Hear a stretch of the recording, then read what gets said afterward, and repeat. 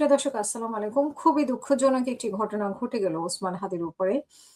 এমনটা কাঙ্ক্ষিত না থাকলেও এই ধরনের আভাস পাওয়া যাচ্ছিল। তফসিল ঘটনা ঘোষণার পরপরই এরকম অনেক ঘটনা ঘটবে। কিন্তু হাদিকে দিয়ে কেন শুরু? হাদি কেন টার্গেট হলো?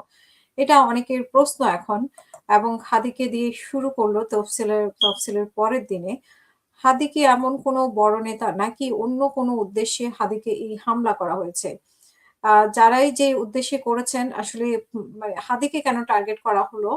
সেটা নিয়ে নানা প্রশ্ন আছে। কিন্তু আমরা যদি নিউজটি দেখি আজকে, রাজধানীর মতিঝিল থানা এলাকায় গুলিবিদ্ধ হয়েছেন ঢাকা ৮ আসনের স্বতন্ত্র প্রার্থী ও ইনকিলাব মঞ্চের মুখপাত্র শরীফ ওসমান হাদি। শুক্রবার দুপুর ২টা ২০ মিনিটের দিকে থানার বিজয়নগর কালভার্ট রোড থেকে রিকশাযোগে যাওয়ার সময় তিনি গুলিবিদ্ধ হন। এই সময় অজ্ঞাত দুর্বৃত্তরা মোটরসাইকেলে এসে তাকে লক্ষ্য করে গুলি করে পালিয়ে যায়।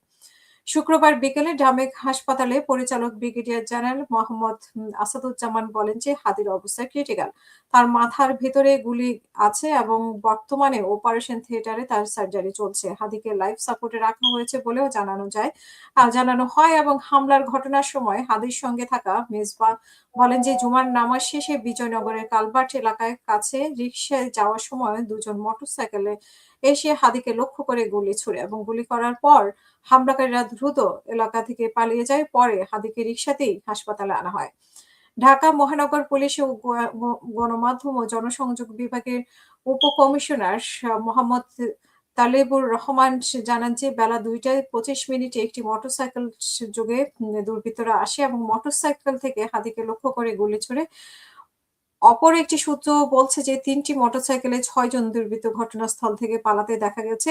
একটি গুলি হাদির কানের পাশ দিয়ে মাথায় ঢুকে আটকে যায় এবং ঘটনাস্থল থেকে হাসপাতালে চিকিৎসা শুরুর আগ পর্যন্ত ব্যাপক রক্তক্ষরণ ও মাথার ভেতরে গুলি আটকে থাকার হাদির অবস্থা সংকটজনক। আসলে হাদি বেঁচে ফিরবে কিনা সেটা এখন অনেকটাই মিরাকলের মতো।